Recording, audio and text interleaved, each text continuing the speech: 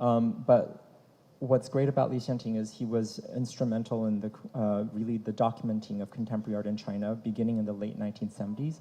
And so you see, for instance, this is the online portal and the material related to the Xingxing Meizan, which was the earliest, widely considered the earliest contemporary art exhibition in China.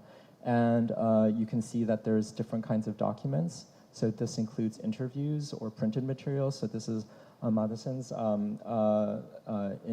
interview, but it also includes photographs and photographic reproductions. It's a little hard to see here, but you can kind of tell maybe that some of these paintings are in fact not, we didn't crop the reproductions, because if you look on the website, you can see that actually the paintings are put on the outside wall, because this was an exhibition that was staged by the artists outside the museum, because they obviously could not actually host the exhibition inside the museum. So it was, the works were hung on trees, they were hung on walls, and what we did was we reproduced the photos exactly as they were so that people can see the context in which the works were displayed. Now in Li Xianting's archive, there's also actually quite a bit related to performance, and what you can see is that there was a very kind of important role that performance played in the development of contemporary art in China in the 1980s, and especially beginning in the mid-1980s. So this is a conceptual art performance exhibition that took place in Shanghai. And what's interesting about this is that it allows you to discover artists maybe who are lesser known, but also discover aspects about artists who are very well known, but maybe aren't so well known now. So one of the artists who participated in this exhibition is the artist Zhou Tiehai, who is of course very well known as a painter, but not so well known as a performance artist who did these kind of very incredible performances at that point. And Li Xianting's archive includes other, it's very washed out, but anyway. So these are other performances that are in his, documented in his archive.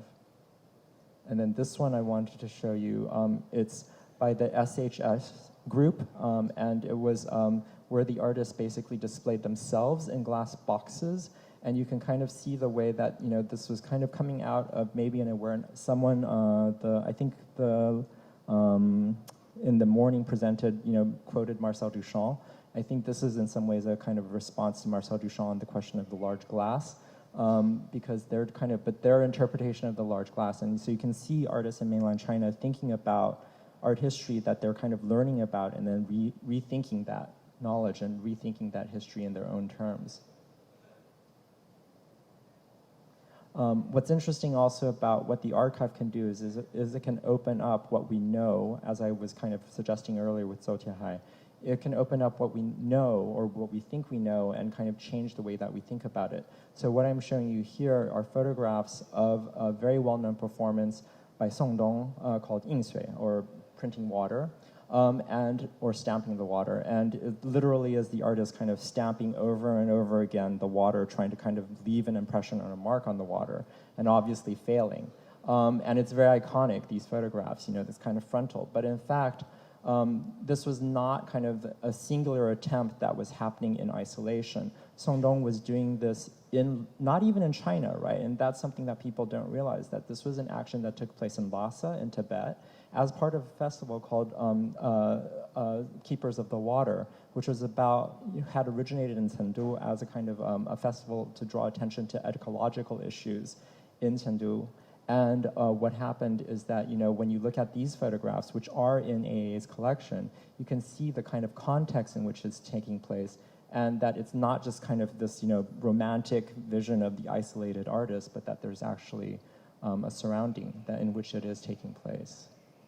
Similarly with Ma Liuming, who is very well known as an artist of the East Village in mainland China. But, and there are these kind of really atmospheric, grainy photographs in black and white. But Ma Liuming was also someone who was performing as part of festivals in Asia, and whose reputation, I think, was spread through these festivals that people tend not to kind of remember. They just remember the iconic images.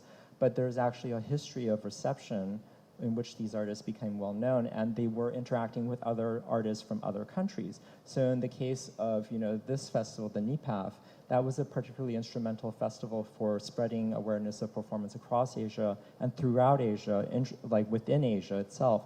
So Seiji Shimoda, who was one of the founders of NIPAF, is doing his performance here at that same year.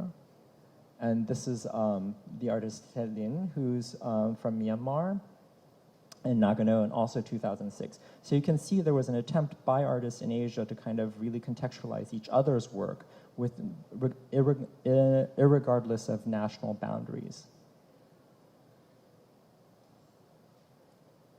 And that then also leads to attempts within maybe lesser known scenes or communities. So in this case, Yangon, Myanmar, hosted a festival of performance, contemporary theater and performance in 2008, partly through the experience of the artists who had participated in international festivals like NIPAF, right? And so what you see here are some of the photographs that AA's researchers actually took when they went to visit and attend the festival. And so this is a different aspect of Asia Art Archive's activities. The first part of what I was showing you were things that are in its collection.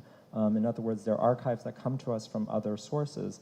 But there also was, earlier in its history, a kind of various activities that AA documented itself, and including these photographs, which I think are relatively rare. And this is a piece called Broking by Eiko, who's an artist who's still very important to the scene in Myanmar. And what's interesting is that the photographs not only show the artists doing their performances and their pieces, but also show the audience members. So you can kind of get a sense of who was there, how many people were there, who was watching these things. And this is very important because I think, as with China or even Singapore, this notion of art having just kind of a public is not necessarily given in Asia, right? I mean, a lot of the exhibitions that took place in China were taking place in homes, in kind of relatively secluded places because they couldn't really take place in a public space. And similarly in Myanmar, I think, this was not something that necessarily was officially sanctioned. And this is a lecture about the development of performance in Yangon. And finally, I kind of wanted to kind of show this. So one way of thinking about these festivals or fairs or biennials, these kind of large-scale art world events, is to think of them as kind of the entrance of a national context within an international scene or a global scene, right? The connection to the global. And that's certainly the case. So in the case of this festival, which was the Koj 08, which was an important performance festival, which was staged by an organization called Koj in New Delhi in India. They invited artists from outside India, so in this case, a German group. But it was also a chance to highlight the work, obviously, of local artists. So Shishir Kumar, for instance, in this case. And Nikhil Chopra, who is perhaps the best-known performance artist to emerge from India. And what's interesting is that these then, do lead to opportunities for the artists to participate internationally. So Nikhil Chopra, for instance, participates in the Manchester International Fair. He was in Documenta last year. He's very well known and well regarded as an artist on the international scene. But I think these festivals are also connected to a more domestic or kind of local history of performance. So one of the things that Asia Archive is interested in doing is researching that local history. So going back to the autonomous women's movement, for instance, from 1979, this is a performance called Om Swaha, which was a street theater performance that was done in protest against violence against women. Thinking about the development of performance as a genre that comes not just as something that is in dialogue with the West or in dialogue with performance as a kind of a Euro-American practice, but something that also has its roots in political protests in India and other kinds of movements, right? And this is not just kind of speculation, it's in fact history, because several of the artists who were involved with the autonomous movement would go on to become, even though they hadn't been artists at that point, they would go on to become theater directors or artists. So Om Swaha, this piece, several of the women who are represented here, for instance. And this research is developed within a kind of a larger context, thinking about development of performance within India, and that AA had the chance to kind of grow as part of this other festival called the Serendipity Arts Festival last year in Goa, and where AA sponsored a series of performances, an exhibition of performance that took place on a barge, and that featured Nikhil Chopra, who you see over here, and also other artists who were invited, Yuko Kaseki in this photograph, Dipte Vernikar, who did the performance in a bathtub in the hull of the boat. So there was the chandelier with wax candles that were dripping on top of him throughout the evening. And this is the announcement for Serendipity Arts Festival, the website. You can see the boat in the upper right corner. There were actually different formations, so there was one with lights there. And for this, Asia Art Archive has been invited to participate in it this year as well. And so in December, we're actually inviting Maya Rao, who is actually this person that you see in that photograph.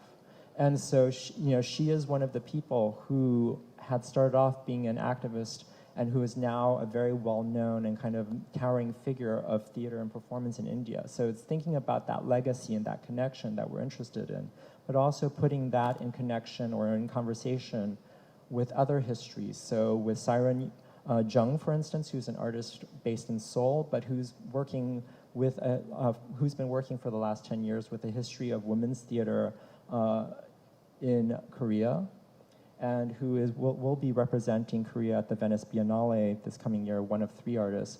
And this piece, Anonymous Fantasy, thinks about the history of this kind of all-female theatrical troupe, but then also puts it in conjunction or in parallel with LGBTQ histories. And so we're thinking about, how to activate these histories that can be found in the archive.